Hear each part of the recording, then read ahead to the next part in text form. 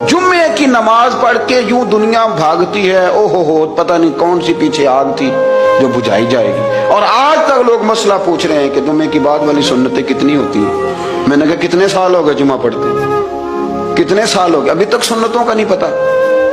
अभी तक ने इल्म के पहले कितनी रखते हैं और बाद में कितनी रखते हैं। फजर की सुन्नतें कब पढ़नी चाहिए, सुनो फजर की सुन्नतों के बारे में। मेरे रसूल करीम सैयद आलम सल्लल्लाहु ताला अलैहि वसल्लम से एक सहाबी ने पूछा था, हुजूर मेरी फजर की सुन्नतें रह गईं या रह जाती हैं तो हुक्म क्या है, क्या अंदाज है हुजूर का। बुखारी मुस्लिम के लफ्ज सुनो।